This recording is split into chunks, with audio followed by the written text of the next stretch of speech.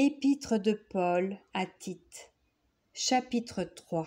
Rappelle-leur d'être soumis aux magistrats et aux autorités, d'obéir, d'être prêts à toute bonne œuvre, de ne médire de personne, d'être pacifique, modéré, plein de douceur envers tous les hommes. Car nous aussi, nous étions autrefois insensés, désobéissants, égarés, asservis à toute espèce de convoitise et de volupté, vivant dans la méchanceté et dans l'envie, dignes d'être haïs, et nous haïssant les uns les autres.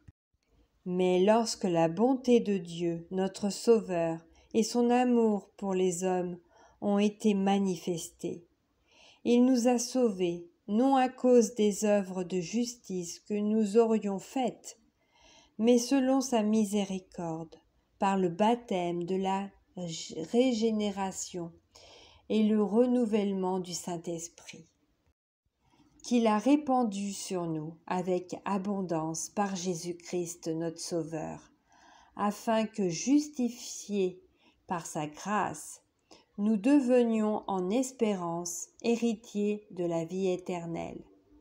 Cette parole est certaine, et je veux que tu affirmes ces choses, afin que ceux qui ont cru en Dieu s'appliquent à pratiquer de bonnes œuvres. Voilà ce qui est bon et utile aux hommes. Mais évite les discussions folles, les généalogies, les querelles, les disputes relatives à la loi, car elles sont inutiles et vaines. Éloigne de toi, après un premier et un second avertissement, celui qui provoque des divisions.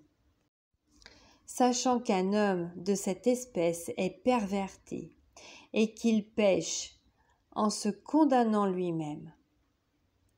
Lorsque je t'enverrai Artémas ou Tychik, hâte-toi de venir me rejoindre à Nicopolis, car c'est là que j'ai résolu de passer l'hiver.